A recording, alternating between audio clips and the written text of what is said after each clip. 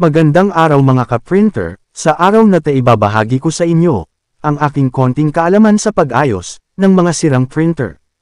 Heka nga sa kasabihan, hindi lahat ng bagay ay natutunan sa paaralan, tulad nga ng aking trabaho ngayon, ito ay aking experience lamang nung ako ay baguhan pa lamang, dati lang din akong inutos-utusan ng mga printer technician na aking mga kaibigan.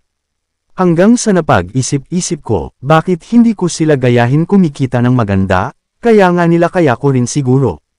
Hanggang sa dumating ang araw na nagustuhan ko na subukang matuto, nagtanong-tanong ako kung paano gawin, at paano i-diagnose ang mga sirang printer.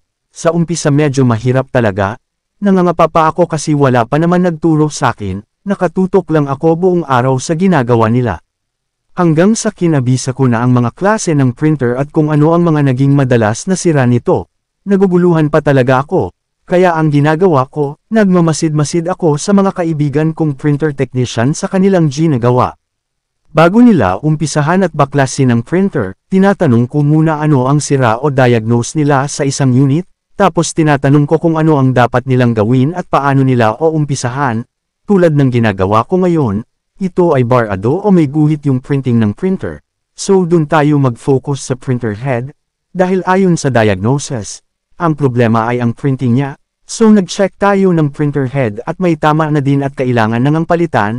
Ito madalas na nangyayari sa printer, lalo na at kapag bihira nyo lang gamitin, kaya dapat bisitahin nyo rin ang printer nyo bago maging huli ang lahat. Hindi naman mahirap ito gawin.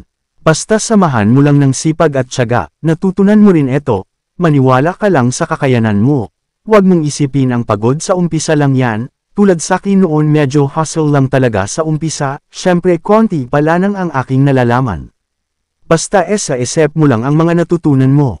Huwag kang maiyang magtanong sa mga may nakakaalam dahil yun ang susi mo, para mas lalong lalawak ang kaalaman mo pagdating sa mga bagay-bagay, tulad ko hanggang ngayon hindi ko rin talaga maiwasan magtanong sa iba.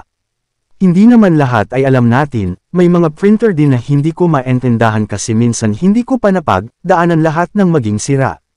Basta dahan-dahan ka lang, hindi mo kailangan magmadali. Hindi naman ito pabilisan, sasang-ayon din ang lahat sa tamang panahon. Tulad ko, bago ako natuto konti, ay lagi kong tinatanong sa kasamahan ko kung bakit nasisira ang printer, ang mga parts paano ba ito gumagana, bakit ba ito nasisira, paano ba gagawin. Hanggang sa binigyan niya ako ng sirang printer, at sinabi sa akin ang sira at tinuro niya sa akin kung paano ko gagawin. Hindi naman lahat ay tinuturo sa akin hanggang sa natutunan ko na lang yung ibang sira, dahil halos lahat naman ng printer ay konti lang ang pinagkakaiba yung diagnosis nila. Marami rin akong pagkakamali minsan hindi ko magagawa kasi hindi na kaya ng aking kapangyarihan, nakakapagod din minsan mag-isip pero ang mahalaga masaya ako sa trabaho ko ngayon.